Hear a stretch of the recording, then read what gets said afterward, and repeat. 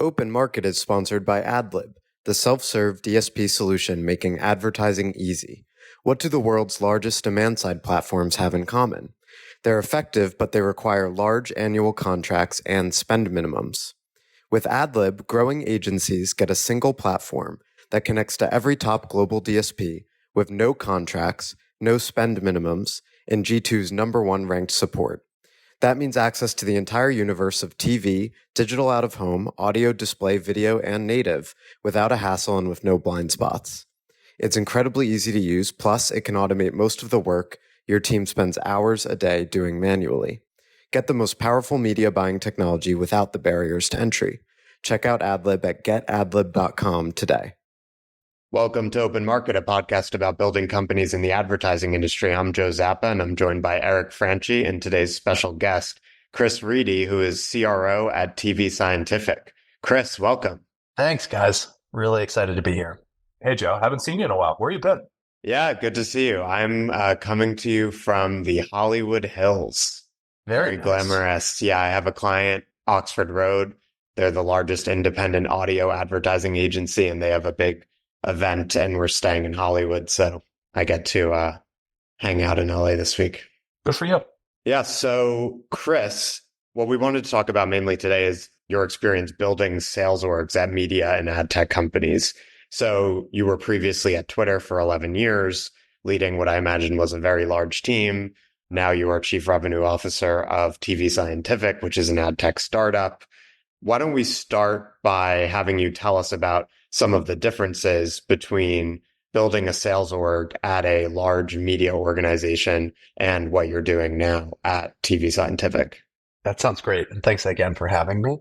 You know, if I may, actually, I think there's some similarities and definitely want to get into the differences. But from my perspective, building a team, in this instance, a sales team, really starts with great people. And I think that with great people, you can build great teams. Great teams can do things. But if you shortcut the great people side of things, it makes it pretty difficult. So for me, a great person is a creative problem solver, self-starter, motivated, and kind of this insatiable thirst to learn. Those things I think are critical. And I think it's universal, independent of big company, small company, or any stage. The other thing I would say just about building a team, at least as I found in this job and the job I had a couple jobs ago when I was running EMEA for Twitter, it's really important to go in and listen first to customers, to the existing team, before you start saying what you think should happen. Because I have found that building trust with great people ultimately leads to great teams. And I think the way to do that is to go in and listen. And so I share that simply because I think those transcend time frame. If you don't find great people, if you don't build trust, if you don't listen, it's going to be really hard to build a great team. Okay, so those are universals. Things that are different, I think the role side of things at an early stage, very much a build job, you really need to want to do all the jobs. You need to want to do the obvious ones, going in market, managing teams, working with marketing or actually being marketing. But you also need to be pretty comfortable being the HR team, writing job descriptions, building feedback templates, doing hiring huddles, all of that kind of stuff. You need to be really comfortable on the operations side. I think that setting up any team, you need goals, you need a plan to get there, and then you need a mechanism to measure said things. And at a startup or in a very early stage company, you're probably going to need to do that yourself. That is different. A bigger company, you're going to come into an existing framework. You'll definitely need to nurture a culture that is unique to your team, your sub-team within the larger ecosystem. But the frameworks will likely be there. The partners will likely be there. I think that's pretty different. I think another one is just on the hiring side. At an earlier stage or newer entity, I would look for more athlete hires. And what I mean by that is folks that have high aptitude, but maybe haven't done the job before. So high aptitude, good person, like we talked about, thirst of learning, and give them a shot, coach them. train them, go to market with them, and watch them develop. Whereas in a more mature organization, you're probably going to be hiring people that bring with them solutions, bring with them relationships.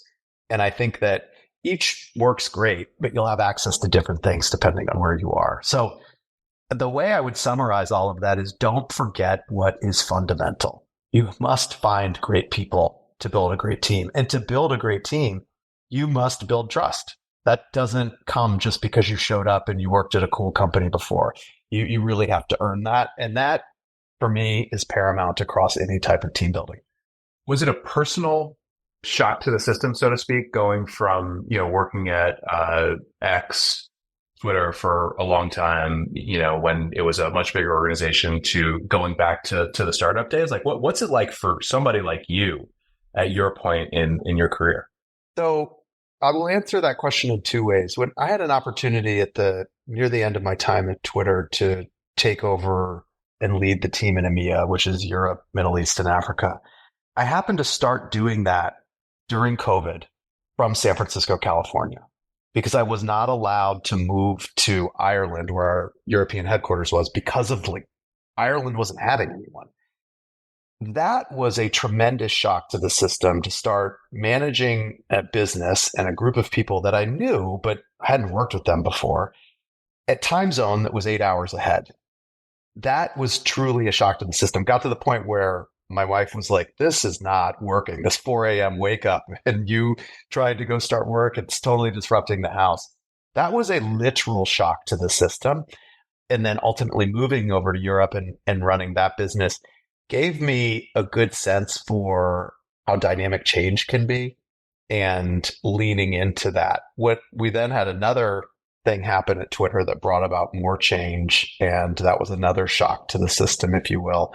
So by the time I met Jason Fairchild, who's just an outstanding CEO at tvScientific, by the time I met him, I was kind of used to a lot of change. And this one is different, but it is more manageable in the sense that this company has needed a little bit more on the operation side. It's needed a little firmer plan with regards to how we go to market. Who are we trying to hire? Who are we calling into? And those things, to be fair, Eric, are just like, they're a little more straightforward. Like literally moving your family or trying to work in a different time zone 8 hours ahead. That was more difficult. Obviously, hiring is critical to building these teams. You talked about finding people who are creative self-starters, and then in the startup environment, finding people who are willing to do a lot of different jobs. How do you screen for that? Like, do you have any hiring 101 practices for sales that you would share with the audience? So the first practice I would share is to have a plan. I have seen a number of hiring instances where people just get on the phone with somebody and they talk to them and they say, I liked them or I didn't like them. I think it's really important to, out of the gates, say, okay, this is our interview panel. It's going to be the four of us, the three of us, whatever it may be. This is what I would like you to probe for. So help the folks in advance organize the questions they're going to ask and what the answers should look like or what you would like them to look like, such that when you get together in a hiring huddle after the fact to do a calibration, you can get specific feedback from somebody. You don't get caught in the soft, oh, I liked them or I didn't like them or the energy wasn't there. You can say, I probed for new business skills and we got them. I probed for how do they deal with change and we got that. I probed for do they have potential to be a leader over time. So I think that is one thing that I think is of critical importance, such that you get the value of that 360 feedback. If you have three people asking random questions or worse, the same questions, it becomes personal perspective almost. And I think that can be really challenging, especially when you're trying to hire at volume. We just have gone through a phase at tvScientific where we've hired about 15 people on the commercial side in the last 10 weeks. And the team has done a tremendous job doing the interviews, putting forth the time, investing. And we're really fortunate to bring on a really good class of colleagues now. But that wouldn't have gone as well had we not set up a real plan. What are we looking for? What is the background? And then ultimately, when we interview, making sure that we're probing for specific areas. So we just make sure we don't have any missing bits as we say yes to people. How important do you think industry expertise is? I imagine it might depend on the level. So you mentioned people earlier on, you're expecting you're going to have to train them. They're going to have to get up to speed. And later on, they need to have more industry experience. But it's like, as you're hiring those 15 people, how many of them have advertising media backgrounds? And how do you think about that? I would always endeavor to get the best people you can get at any time. I don't think that's surprising at all. tvScientific has had success, and we had success at early days of Twitter, also hiring folks without the background. So not hiring the perfect media salesperson. And that is that athlete hire, somebody that has aptitude, creative problem solver, and again, wants to learn. Because if you want to learn, I think you can make the transition from selling media to selling SaaS, or selling SaaS to selling media, or selling something very technical versus something that's maybe a little bit looser on the requirement side of things. And so if you can find those things, I think you can make it work. I would feel comfortable developing somebody. I think when you're at the more mature company, you are starting to look for somebody that has a more established point of view on the opportunity and how to win the business. And that may not be there with the early stage hires. And I think that person also is likely going to come with solutions to hit the ground running. And finally, at a more mature stage, I think you're going to find folks that do more than sell. So the client partners or the account executives that are working in more enterprise level companies, they're not just good salespeople. They have to be good business people, because they're going to spend their time with enterprise level CMOs and CEOs. And that's a slightly different conversation. Have a media oriented seller. Can that person make a leap to a more SaaS focused sell? Maybe it's not pure SaaS or SaaS like, just give it ad tech. Have you seen people make that jump? Or do you think that, past a certain point, like you have to just be a specialist and you can't really transition without a lot of work? Okay. So what I have seen as folks were making the decision to leave X over the last 18 months or so, I had a lot of colleagues who are quite capable media sellers that had interest in getting into SaaS. And they struggled to cross that chasm because they would end up showing that they were really good sellers and they were empathetic leaders and they had this desire to learn all the things we've talked about. But they'd run up against somebody who had that same thing and had been doing SaaS for 10 or 15 years. That's not a direct answer to the question. Your question is, can it happen? I can't say for sure because I've not run a SaaS organization. I have run different types of media organizations, some that are more technical, some that are not. I've run them in different parts of the world and seen different types of people be successful. And my ask of myself and my teams is that we are always open to unique backgrounds, because getting diversity of thought is critical to building a great team. And so I would hope that folks that are doing SaaS or vice versa that are doing media, if somebody's recommended to you by somebody that you trust and you meet them and they do, they impress you, they do a good job, I would lean into that and try. If you get it wrong, so be it. You make a change. Don't be afraid to make a mistake. But I think that if you stay too narrow, you will continue with this homogeneous population that probably will drive towards things that you already know. If you try something different, again, it may not work, but also on the flip side, maybe it works great. Maybe somebody that hasn't been so deeply involved in an industry is at liberty to ask different questions that fosters learning. So I can't say that it works, but I, as a hiring leader and as a business person, would like myself and my teams to be super open to the type of people that you onboard. Let's think about the stages of building a sales org, or perhaps a better way to put it is, do you think about it in stages? So like, tell us about tvScientific. I think you joined about 8 months ago. Where were you guys at in terms of the size of the sales org, and then versus where the sales org was when you were at Twitter? I'm assuming there's a very big chasm there.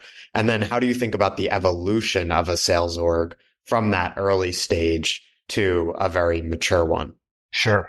So I'll start backwards. My first job at Twitter 2012, I think I was managing a team of 10 or 11 people.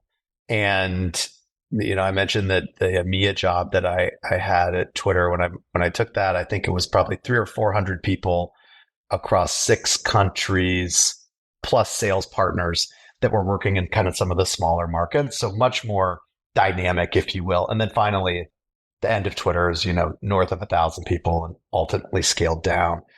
I think what's really critical there in any of those things is to establish, again, what are we trying to accomplish? What are the goals that we are trying to accomplish? What's our plan to solve for those?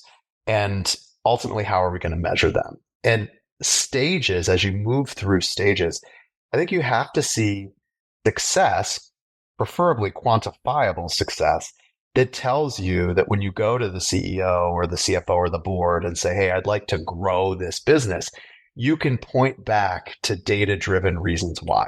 It may not work. You may find success in a small area and say, I think we could double the size of the team based on these inputs that are data-driven. It may not work.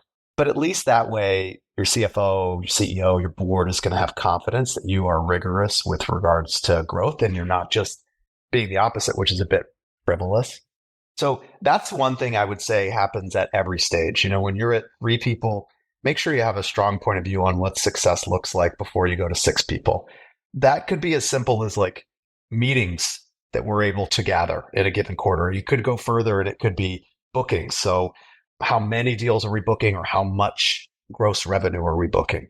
It could get more mature towards, you could be looking at revenue per head. I think if we're delivering X dollars per head, once we get to that level, then we start to hire more people. And you get super mature and you get into kind of cost per revenue dollar, maybe more of a margin driven equation. And, working with strong finance partners will be critical there to help you. And I've been fortunate at tvSci and Twitter to have excellent partners that were just great thought partners. So I think that's one really important thing. What are you trying to accomplish? What are the goals? What's your plan? How are you measuring that? Gather the data and put together a data-driven argument. A couple other just build things. When I got to tvScientific, you had this like super hungry sales team. You've got a CEO and Jason, who is himself an incredible salesperson, who does a great job telling the story and advocating for the value proposition of the company. And the things that we've evolved, if you will, and it's really just turning, something that was good into something that's a little bit better. We have maybe tightened up around what people are doing. So started to focus individuals on particular industries rather than having them call across anything and everything. We have built a couple different channels within the sales team. So now we have an enterprise or managed accounts, and then we have an inside sales team such that we can maintain high velocity on one level. And on the other level, we can set the teams up to spend more time to win business, because with a more complex customer, it may take 3, 6, 9 months to win. And if you're just focused on the next dollar, you may leave that. You may find a customer that could be big in a year, but you leave it behind because it's too challenging right now. So those are the things that we're going through at tvScientific from an evolution stage. And I think that's very stage appropriate. As you start, go as fast as you can to find revenue and then to find learnings that show product market fit. As you get there, start to ask yourself, how can I put these sellers and my sales team in a better position to be successful? And that might be by providing some specialization, inside sales versus outside sales, industry focus, et cetera, channel partnerships. So I think that's really critical, kind of scientific method, if you will, test and learn, and you find out something's not working, don't do it again. And when it is working, double down a little bit. So going from that initial, finding product market fit stage to, scaling to the next level, what does your ideal sales team look like? And then when do you expand into supporting them, with CSMs? How do you sort of think about sales team and sales operations org design at various stages? My ideal team looks like a bunch of really good people that are awesome problem solvers, independent if that team is 2 people or 2,000 people. So I don't mean to kind of over make that point, but I really think it's critical. With regard to Do you start with a couple of SDRs, or do you start with, the most tenured seller or seasoned seller in a given segment? I think there's a lot of paths to doing this. What I would say is, let's just say I'm starting from scratch, zero. I would think about that athlete type hire. So hopefully somebody that I've been introduced to through a network, that somebody says this is a really good person. I would meet that person. And from there, I would really want to work hand in hand with them. And I would recommend this to any CRO or CEO to make sure that you realize that you have to be out there with your team. You can't just hire a team and say, okay, now go figure it out and come back and tell me when you're done. I don't think it works like that, because a lot of sales is learning, and a lot of it is learning what's not working. So winning business is the best thing in the world, but getting great feedback about what maybe is precluding a customer from working with you, that's incredibly actionable. So you may lose one deal that may enable 10 deals in the future.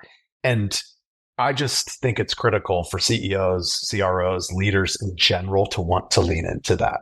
So that's the first thing I would say, whether they're an SDR role or a AE role, everybody's in the beginning got to do everything anyways. So hire the best people you can. Then I would say you really need some consistent and predictable scale before you start building in those ancillary teams. So going back to that early stage, you do need to want to do all the jobs. You do need salespeople that are great storytellers and don't need somebody to hand them a perfect deck to be able to win business. You do need leaders that are willing to lean into the data and find success. Like, what is working on behalf of this advertiser, such that you can get them to renew and hopefully upsell them into larger share of wallet. When I joined tvScientific, they had done a great job of going from, I don't know if you'd say 0 to 1 or 0 to 0.5, but they definitely were not at 0. Full stop. They had made a lot of progress. And so when I joined, the first month that I was there, I spent a lot of time in just conversations with everybody. It was very obvious that we brought in a sales strategy and ops partner, a leader who's done a great job for us. And that person, you got to bring them in at the right time, because too soon and it'll be a wild goose chase, and too late, you will have missed the opportunity to kind of find those signals of success that you then can lean into, and they will ultimately help you kind of pull through that data that allows you to build in a really data-driven way, quantitative way that drives the business. I don't know if that totally answered your question, but I hope that was helpful. Yeah, for sure.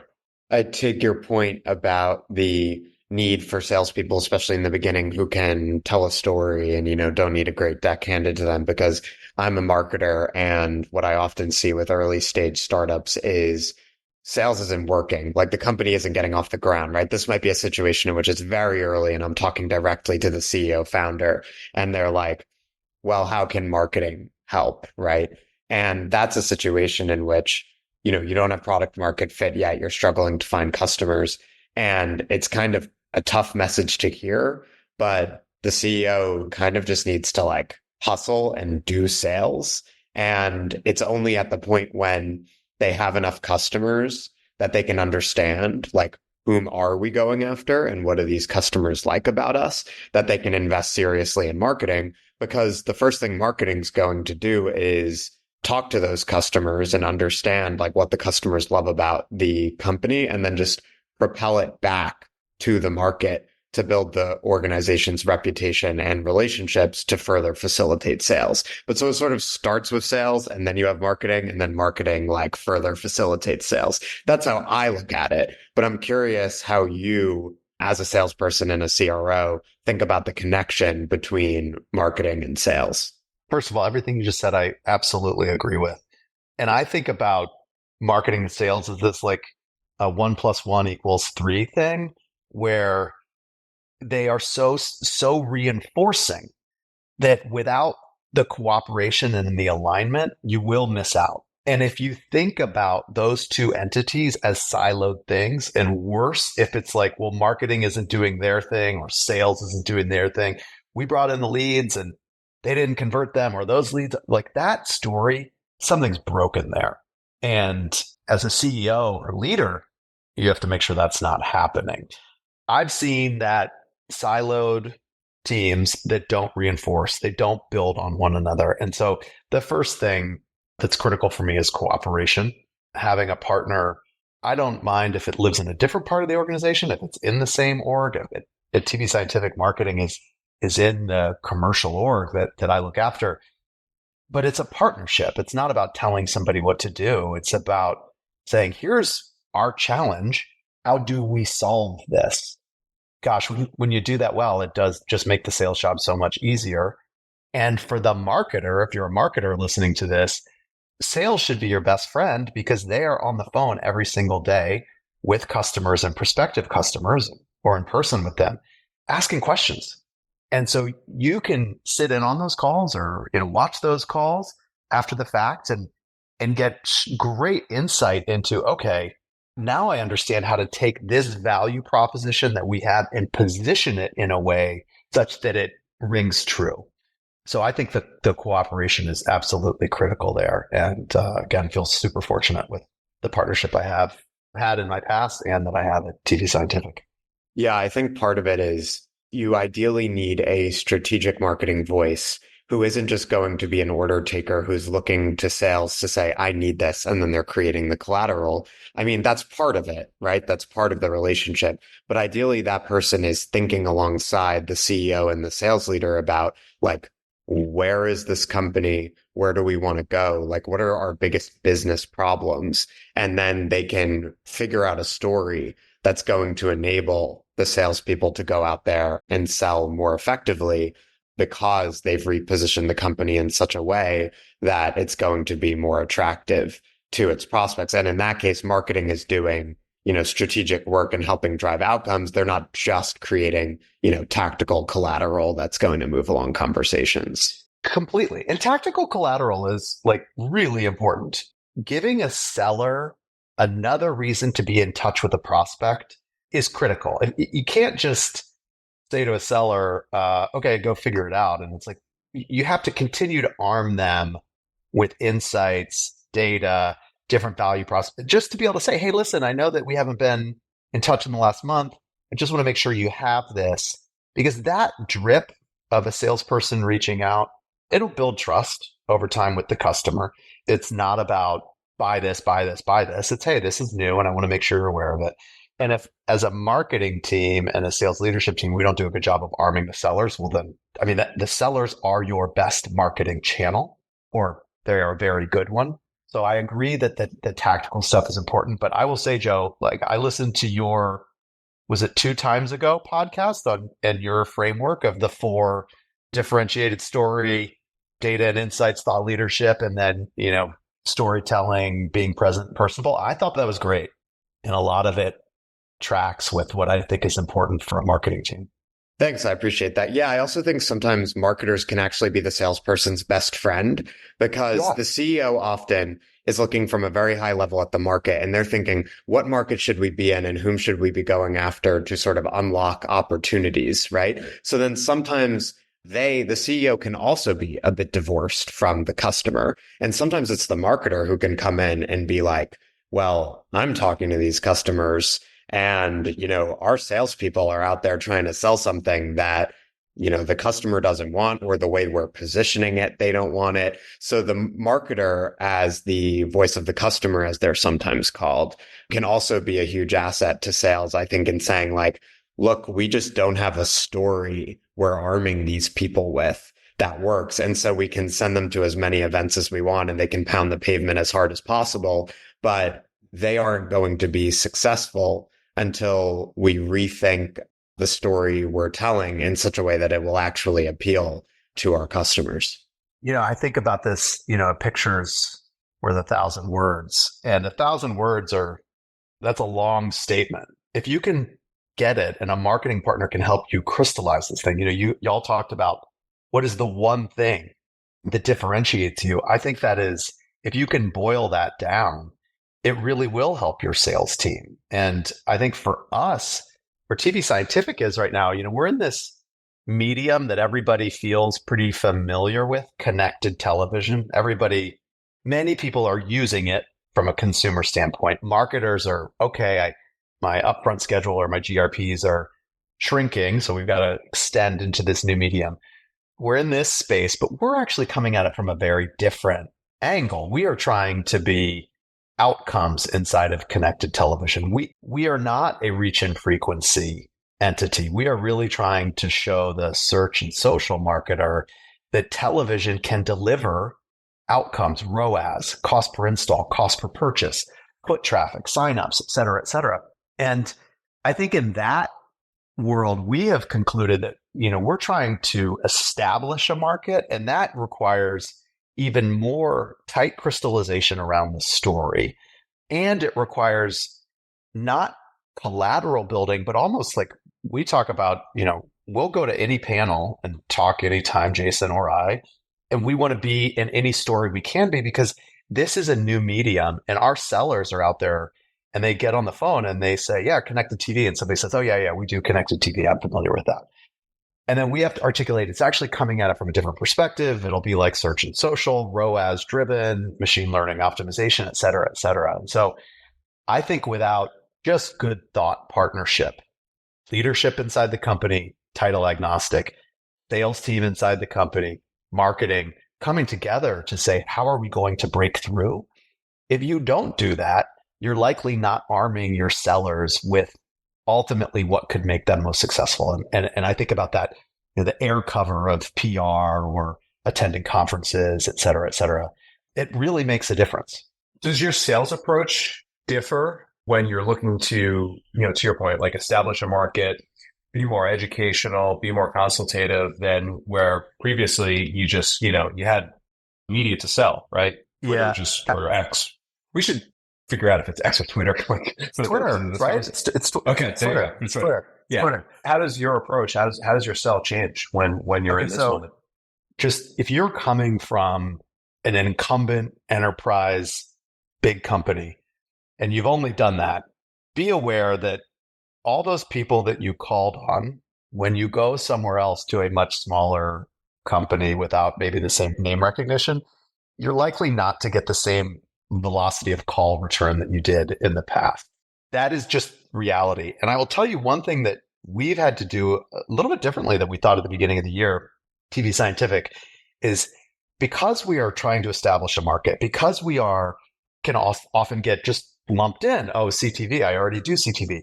The outreach that would have worked at Twitter, i.e., hey, I am this person, I work at Twitter, we think there's a big opportunity for you in this way. So we would always think about, here's who I am, what's the opportunity we see, and can we just spend 10 minutes talking about it? And that works pretty well. You'd get a conversation out of that. We found here that it's hard to break through because, as we were just talking about, trying to nail that, hey, we're connected TV, but we're outcomes inside of connected TV, and it's a little bit different, et cetera, et cetera. It's hard in email. So what we have made a pretty dramatic pivot away from kind of leveraging email for, not that we don't leverage it, but relying on email from an outbound marketing standpoint, relying on kind of the lead generation and search or social, if you will. And what we're doing is we're trying to go purpose built into conferences.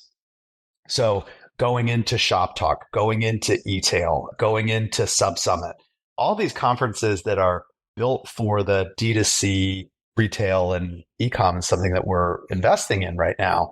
And rather than getting the right list and doing straight outreach, we're just showing to the conference. And if the conference will facilitate, which many are right now, these, kind of double opt-in face-to-face meetings, I'll be very honest with you, Eric.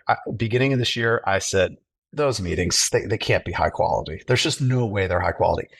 Then I went to Shop Talk, sat down with our team, and I was really impressed with the curation that those groups are doing, setting up these meetings. Then you get the value of, okay, you did that, do the 15 meetings, the 20 meetings, whatever it may be. Then there's a happy hour that evening. You run into that person, they introduce you to somebody else. So that is a big change for us, because once you tell this story to a marketer, hey, we can use the big screen on the wall. We can target an ad effectively. From there, we can see what's happening. If it's something on the mobile phone or if it's on the website. we can track down log level data to show you conversion and we'll optimize against it. That story really, really works. But the story goes nowhere if you send an email and no one ends up getting on the phone with you. And so that is something that we have changed, we have leaned into, and it's driving value for us. And we did not do it. Not that we didn't do it at Twitter, but we just didn't spend as much time prospecting at a place like ShopTalk, whereas now ShopTalk and eTail and SubSummit and others are proving to be just great opportunities for us. Yeah, I think this idea of reinvesting into real world IRL stuff is definitely a trend. So your title at tvScientific is CRO. This is a much discussed topic in B2B software. I mean, I think the idea of CRO as opposed to like a VP of sales is you're across all the revenue affecting organizations. So customer success, marketing, sales, as opposed to just sales. But how do you think about that title? It's a really good question, Joe. And I'm going to share just my personal perspective here. I appreciate the importance of titles. It is frustrating, but you do know that sometimes the higher title that does some outreach is more likely to get some response. And I think probably all of us are a little frustrated by that, but it does happen. And so we all should be aware of what our titles are. That being said, I don't put a ton of value into getting caught up in a title. There could be an incredible job that is a VP of sales job that's actually doing CRO-like work, but for whatever reason, that company is not at the place where they want C-levels, or I'm not sure. There could be a reason for it. And vice versa, you could have a CRO job that is actually much more narrowly scoped. And I've actually seen some of this lately where I've seen some traditional media companies taking what look to me like strong sales leadership jobs, but calling CRO of X, CRO of Y, and CRO of Z. So that's just an opening. Try not to get too, as somebody who's out there, if you're looking for a job, don't just the whole judge a book by its cover. The title, it's informative, but it may not be the reality. I tend to look for things like, where can I have a big impact inside of an organization? You can learn that by talking to the CEO or whomever's hiring for this job. Do they need me to help grow? Do they need thought leadership, or do they just need somebody to execute this thing? And then I'm looking for a category that is growing and has a need for more than just rinse and repeat, rinse and repeat, rinse and repeat. And in this instance, I happen to be the chief revenue officer at tvScientific, and my world has traditional sales, it's got marketing, it's got business development, it's got the supply relationships that we lean into. And all of those things do work together. We talked about the marketing bit earlier. But interestingly enough, my last job at Twitter was I was VP of sales and marketing. I worked for the guy who owned the company, and I had all that same stuff.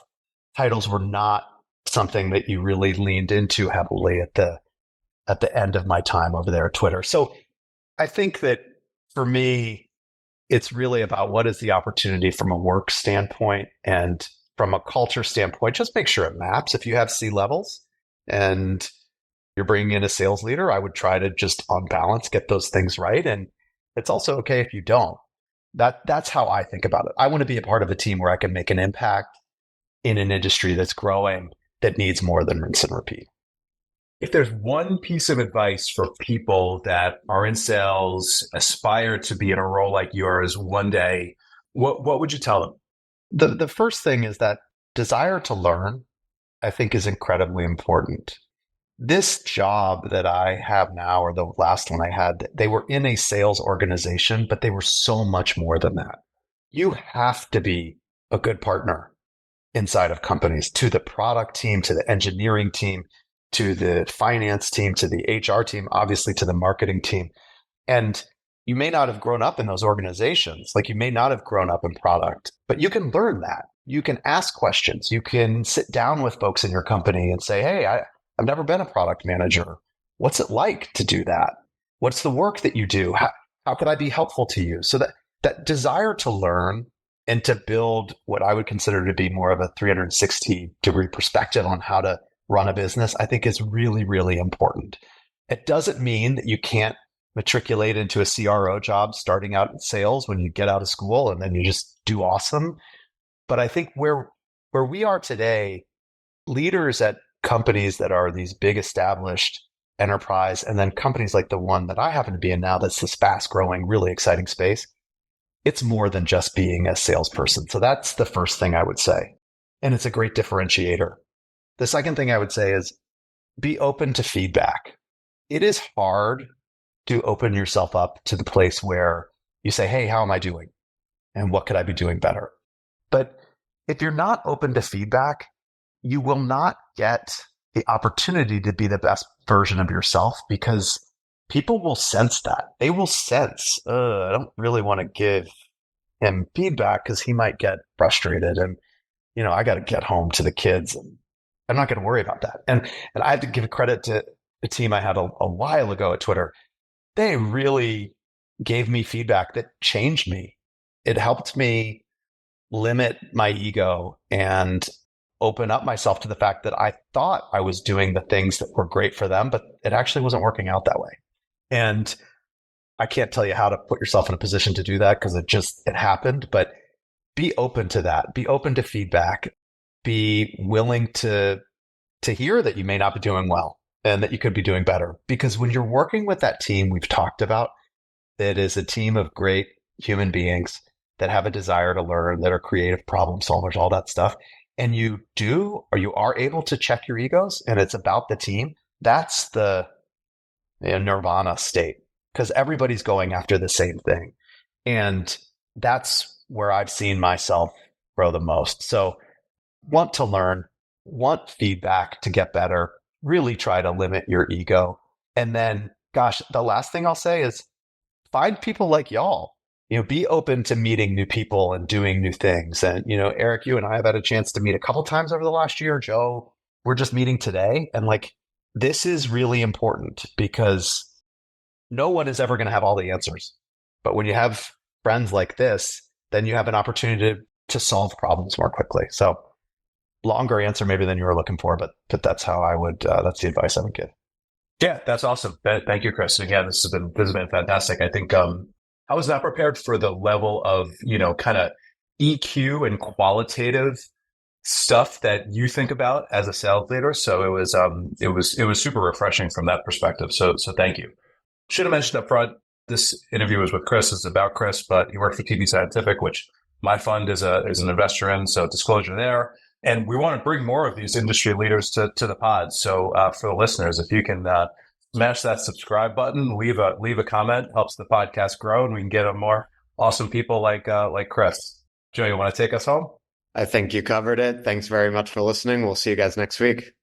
Awesome. Thank you, Chris. You're amazing. Thanks, y'all. Yeah. Great to be here. Thanks, Chris. Bye. Appreciate you. See you soon.